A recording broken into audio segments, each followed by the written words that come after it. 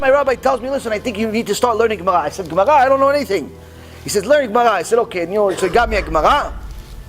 It would take me 6.5 hours. 6.5 hours for one daf, for one page in the Gemara. And by the time I finished the page, I still don't know 90% of what I said. 90% of what happened. But 6.5 hours, that's how hard it was for me. One day, when things were really bad, there was a hurricane here. And we were in Manhattan, and Manhattan went underwater. So after 4 days of being in my apartment, with no water, no electricity, they told us that we have to evacuate. So we left Manhattan, we went to Staten Island where my parents are, and my business was going to garbage. My friends no longer existed. My health was in a toilet. The only thing I had going for me was Reuven.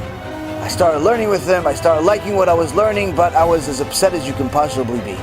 And I just broke down. Just started breaking down because my whole life was just collapsing. My mom at that moment told me she had a dream.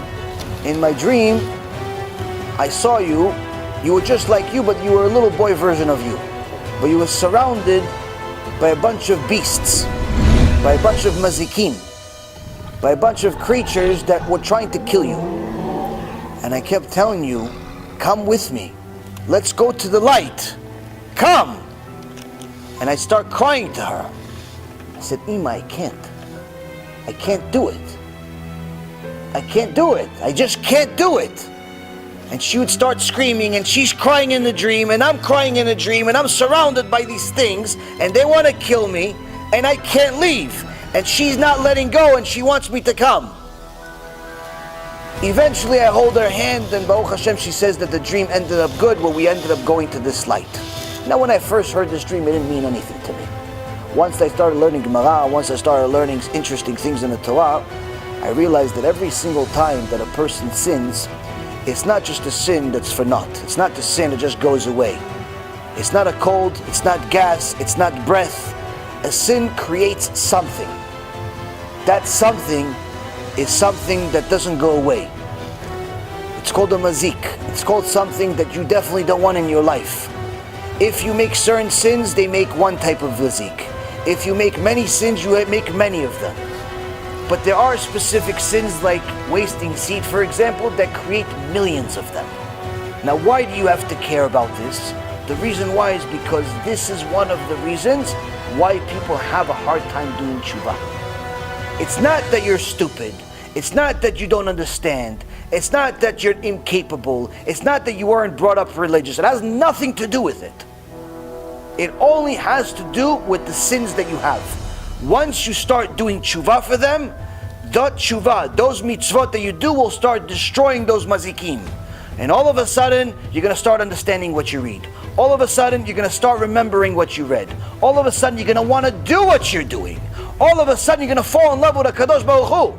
All of a sudden, you want to be a Jew. You want to put a kippah on. You want to put everything on. You want to be Mordechai Yehudi with payers all the way to the ground. Why? Because you got rid of the enemies. So for all of the people that are having a hard time with the books, with the classes, with the CDs, with everything, my only suggestion is this. Continue. Don't let go. You just got to go through the hurdle. You got to go through the hurdle, the tough part. You got to make Torah a permanent part of your day-to-day life. 15 minutes a day is how I started. Eventually got more. Then it's 30 minutes. Then it's a half hour. Then it's an hour. And so on and so forth. One day a woman calls us and she tells us that she wants to abort her baby. I said, please come to my house, we'll talk to you. Aborting a baby is not allowed in Judaism. Okay, I'm thinking that I'm going to convince her with Torah laws and Torah codes and Torah this and Torah that. The woman's not buying it. My wife, God bless her, that she understands people better than I do sometimes. She says to the woman, see this, you're a Jew, we're Jews. You believe in Hashem, we believe in Hashem. Unfortunately, your struggle is that you think that Hashem gave you this mitzvah to have a baby, but He's going to starve the baby. So let's do this. We'll pay for the baby. Have the baby, and if you're missing any money, we'll pay for the baby. I'm looking at my wife, I said, thinking that we declared bankruptcy last month. We have zero money. Where are you going to pay for this baby? I'm not saying a word, but I'm thinking to myself, I'm looking at my wife, and I raise, wait, there's something called bitachon. There's something called confidence in HaKadosh Baruch Hu. And this is how we've been living our life. Trying to help different people for different things without any rhyme or reason of why, other than HaKadosh Baruch Hu wants it done. HaKadosh Baruch Hu is giving everyone an opportunity. Every keilah. You're in Nigeria, you're in Afghanistan, you're in Saudi Arabia, you're in India, you're in China, you're in anywhere. You want to do tshuva, HaKadosh Baruch Hu is going to get to you. First, you start with learning. Second, you stop sinning the big sins. Third, don't give up. Don't give up on HaKadosh Baruch Hu. Don't give up on yourself.